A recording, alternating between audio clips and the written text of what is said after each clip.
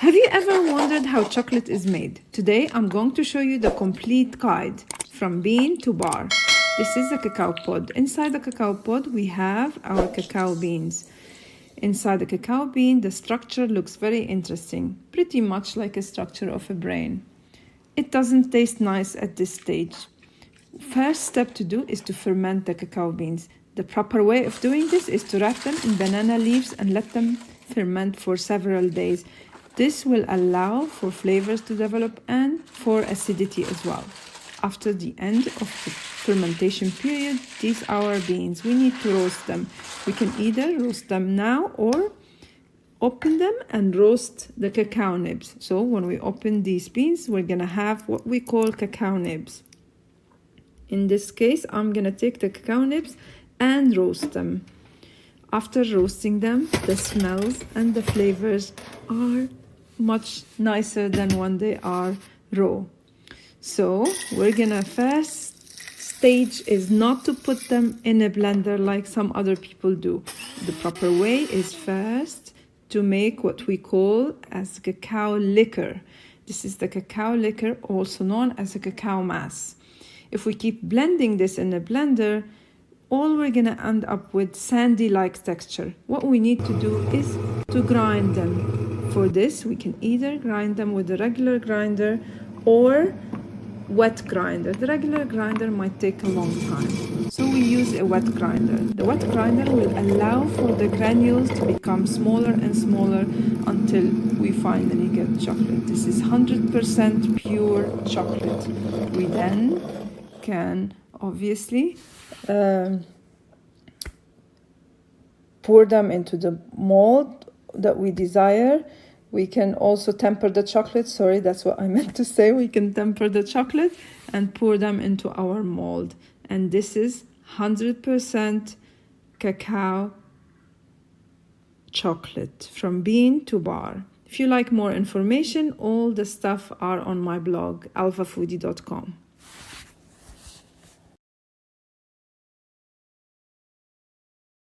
I'm going to show you how to make your own yogurt using just 2 ingredients. We start by boiling the milk. In the meantime, we sterilize our jars. As soon as the milk boils, we let it cool down until we can insert our little pinky. Then we add our yogurt starter and we stir. We pour our mixture into the sterilized jars and we let them ferment overnight. The next morning, we refrigerate and we get creamy, thick yogurt.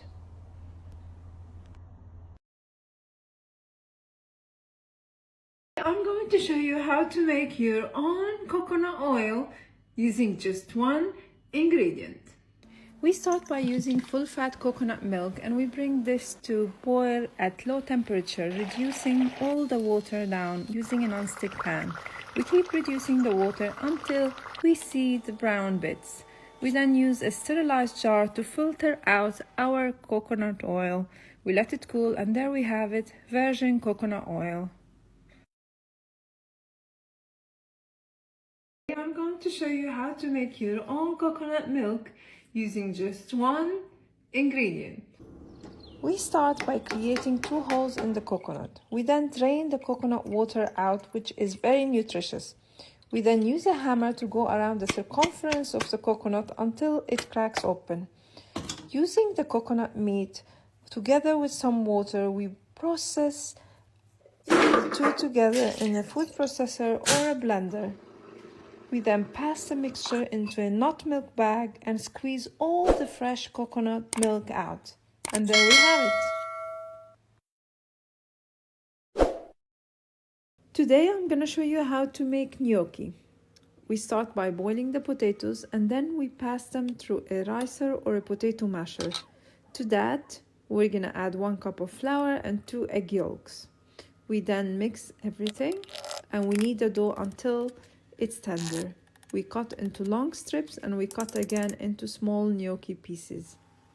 We can use a fork in order to shape them or any other tool you like.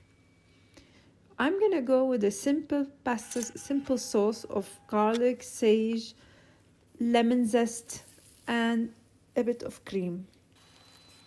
We boil the gnocchi and then we know they're ready when they start floating. They take about 2 to 3 minutes. We add them to the sauce and we enjoy. And there we have it. Yummy gnocchi.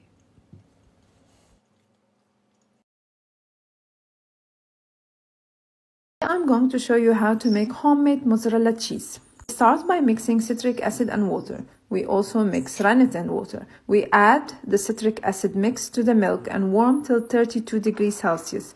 We then add the rennet and we close the lid for about 5 minutes until curds are formed. We heat the curds till about 42 degrees Celsius and then we try to rinse the curds off. We bring them into a water bath. It's warm water bath and we try to massage them and stretching them. We also add the salt. We stretch them into mozzarella balls. As we stretch, we're gonna notice the shininess of the mozzarella. We store and we enjoy.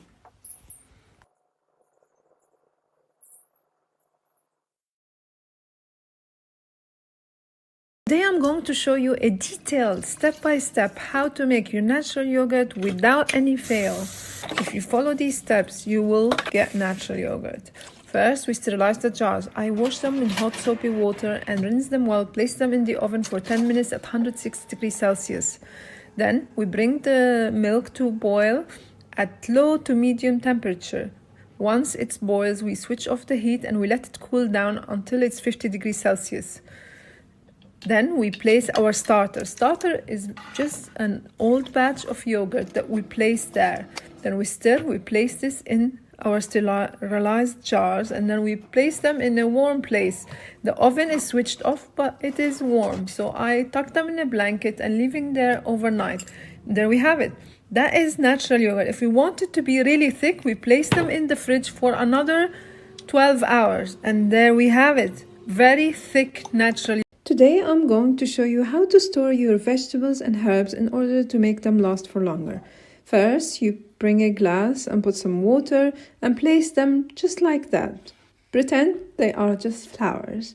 We place them in the fridge and every few days remember to change the water. This way they literally last for months, especially carrots. Carrots last for like 2-3 months. Just make sure to change the water. Now, if you have a lot of leftover herbs, I'm going to show you next what you can do with it. You can just chop it, put it in an ice cube tray, put olive oil in there and freeze the cube. Then you can use it anytime you're cooking. Today I'm going to show you how to grow your own wheatgrass. We start by soaking wheatgrass grains for about 6 hours. Then we're going to drain the water and we rinse these grains and we put them upside down near the counter, so the excess water drains. Then we're going to repeat this for 2 or 3 times every couple hours, and then the next day we're going to start seeing some sprouts. We're going to transfer them into container. This method does not use any potting soil. I'm going to cover them and we're going to place them in a dark place to make them think it's the night time. Then we're going to magically see the sprouts. As soon as we put them near the window, you're going to notice that they're going to turn green. We're going to keep watering them, removing excess water, and in a few days time you're going to see the wheatgrass leaves. And there we have it, wheatgrass. Today I'm going to show you part 2 of wheatgrass. Part 1 was how to grow your own wheatgrass. If you haven't seen that, you can scroll back and see how we grew this. Now I cut the grass and let it grow again for at least 3 times. I take the grass and pass it through a juicer. You can use a food processor as well. You don't need a juicer for this. All you do is you take the grass, add some water and process it in your food processor, pass it through a nut milk bag, and there we have it. So this is wheatgrass concentrated juice. You can have shots of these as a superfood shot, or you can freeze them in an ice cube tray. Other things you can do with wheatgrass is you can let it dry and convert it into wheatgrass superfood powder. I will show you that in future videos. Today I'm going to show you how to make gluten-free red lentil pasta. First I'm grinding some red lentils. Then I'm going to use for each 100 grams of lentil flour 1 egg. So I am kneading the dough and rolling it. You can use a rolling pin, or if you have a pasta machine, but you don't need a pasta machine, you can do this by hand. And then you can use your favorite pasta sauce to go with this. There we have it, gluten-free red lentil pasta. Today I'm going to show you how to make homemade butter using a stand-up mixer. We start by pouring double cream or heavy cream into a mixer, and we continue whisking until we get whipping cream. Then we're gonna get butter and buttermilk.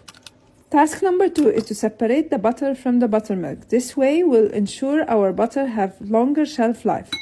We do this by pouring iced water into the butter, and we squeeze out any remaining buttermilk from the butter. We do this 2 or 3 times until the water is clear. And there we have it, homemade butter.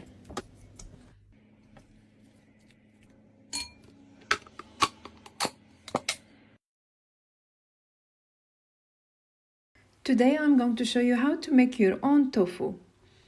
We start by waking up the soya beans through soaking them overnight in cold water. We then rinse the beans well and process them in order to make soya milk by adding water. We do need to cook this milk at low heat so it's safe to consume. We put it in a pot at low heat and we stir occasionally, removing any excess foam. We then add gypsum powder and water or lemon juice. The method for using lemon juice is on my blog alphafoodie.com. After adding the mixture to our soya milk, curds will form. We then drain them into a nut milk bag or a cheese mold. We put a heavy object and drain the excess liquid. And there we have it, homemade tofu.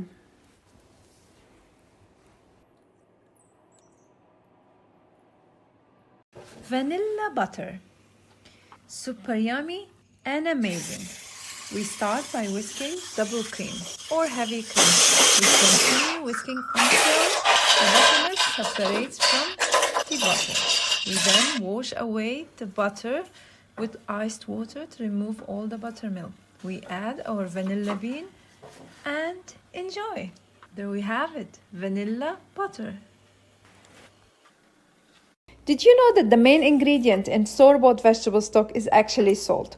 When you make your own, you control the amount of salt you add and the preservatives. There is no preservatives in the homemade version. I'm going to show you 3 ways to make your own vegetable stock. First, you can use your veggie scraps or whatever veggies you like. Avoid the ones that actually taste bitter. You cook the vegetables like so, you add the water and you cook them further and then you drain. That's your veggie stock. Now, this method is great, but it takes some space in the freezer. I prefer method 2. You saute the vegetables like so, you add the amount of salt you like. I usually like about 7 to 8% in the veggie weight. That will be the amount of salt. Then you cook them, you allow them to cool, you freeze them, you cut them into cubes. Or you can dry the same paste and make it into powder. There we have it. All the information are on my blog as always, alphafoodie.com.